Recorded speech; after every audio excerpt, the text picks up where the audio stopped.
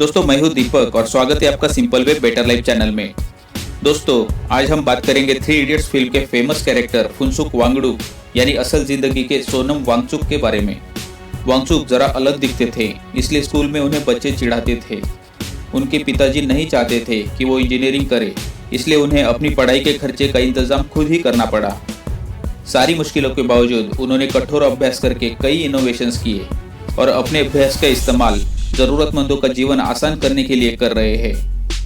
आइए देखते हैं उनके जीवन की सच्ची कहानी।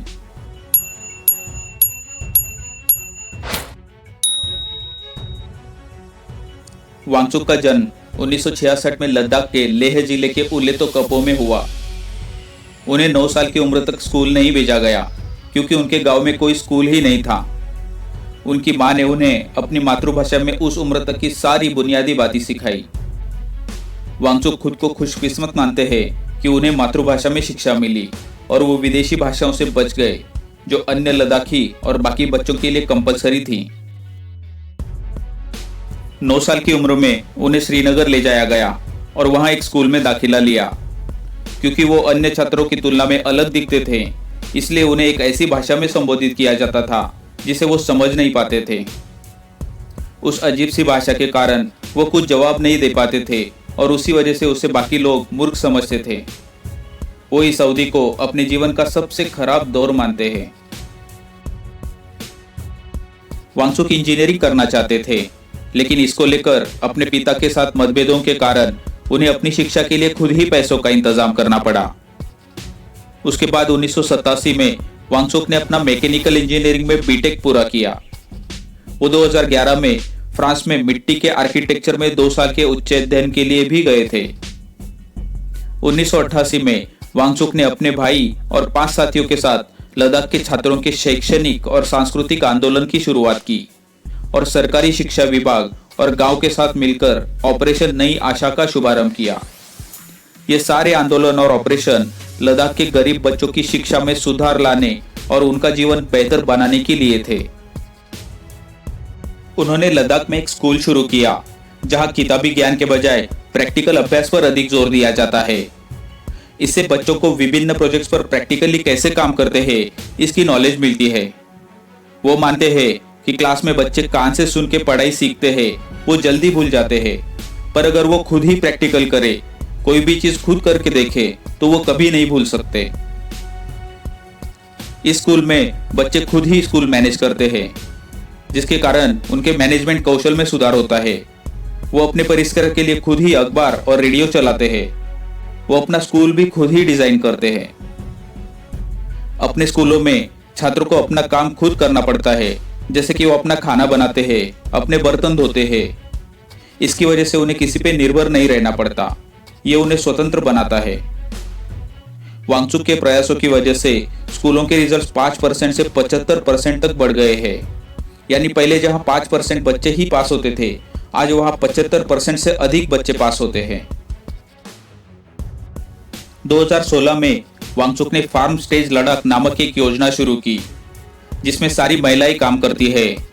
इसमें लद्दाख आने वाले पर्यटकों को किसी होटल में रुकने के बजाय वहां के स्थानीय परिवारों के साथ रहने के लिए प्रोत्साहित करती है। वो लद्दाख, नेपाल, सिक्किम जैसे पर्वतीय क्षेत्रों में कई सौर मिट्टी की इमारतों को बनाने और उनकी देखरेख करने में मदद कर रहे हैं, ताकि देश में जो इलेक्ट्रिसिटी बनती है उसकी बचत हो सके। ऐसी मिट्टी की इमारतें और उनके बनाए स्कूल में सर्दियों के दिनों में जब बाहर का तापमान -30 डिग्री सेल्सियस होता है, तब भी इमारत के अंदर का तापमान लगभग 20 डिग्री के आसपास रहता है, जिसकी वजह से हीटर की बिल्कुल भी जरूरत नहीं पड़ती। वांगचुक के नेतृत्व में इसने सर्वश्रेष्ठ भवन के लिए फ्रांस का अंतरराष्ट्रीय टेरर पुरस्कार भी जीता है। उनके आविष्कारों में सबसे ऊपर आता है बर्फ का स्तूप। 2013 में वांगचुक ने बर्फ के स्तूप का आविष्कार किया, जो कि सर्दी के दिनों में पानी का बर्फ बना के एक पहाड़ जैसा रूप ले लेता है और गर्मी के दिनों में जब किसानों को पानी की जरूरत होती है, ठीक उसी वक्त ये बर्फ पिघल के पानी मिलता है। ये बर्फ का स्तूप साधारण 2 मंजिल जितनी ऊंचाई का होता है, जिसमें से 1.5 लाख से 2 लाख लीटर तक पानी मिलता है। इससे भी ज्यादा पानी जमाने वाले बर्फ के स्तूप बनाने का प्रयास अभी भी जारी है। स्विट्जरलैंड में जो पर्यटन स्थल है, वहां पे बर्फ के स्तूप को बनाने के लिए वांगचुक को आमंत्रित किया गया था। वहां इस स्तूप को एक दूसरे विशाल बर्फ के कमरे में बनाया गया है। 2015 में लद्दाख को एक भूस्खलन के कारण एक संकट का सामना करना पड़ा, जिसकी वजह से एक नदी का बहाव रुककर 15 किलोमीटर लंबी झील का निर्माण हुआ, जो नदी के रास्ते में रहने वाली आबादी के लिए एक बड़ा खतरा बन गया था। वांगचुक ने झील को नष्ट करने के लिए साइफन तकनीक का उपयोग करने का प्रस्ताव रखा, ताकि झील को नष्ट करने के बजाय किनारों को सुरक्षित रूप से काट के पानी धीरे धीरे निकाला जा सके। लेकिन उनकी इस सलाह को नजरअंदाज कर दिया गया और झील को ब्लास्ट कर दिया गया, जिसकी वजह से बाढ़ आई, जिसमें 12 पुल और कई सारे खेत नष्ट हो गए। इसी घटना से सीख लेकर उन्हें सिक्किम सरकार ने अपने राज्य में एक और खतरनाक झील के लिए साइफन तकनीक लागू करने के लिए आमंत्रित किया। वांगचुक का सपना एक ऐसी यूनिवर्सिटी बनाना है जहां छात्र वास्तविक प्रैक्टिकल के माध्यम से शिक्षा प्राप्त करेंगे। इसका मतलब है मैनेजमेंट के छात्र को सीखने के लिए एक वास्तविक कंपनी मिलेगी जिसे वो चलाएंगे। शिक्षा और शोध के छात्रों को उनकी कल्पना को वास्तव में प्रोजेक्ट बनाने का अवसर मिलेगा।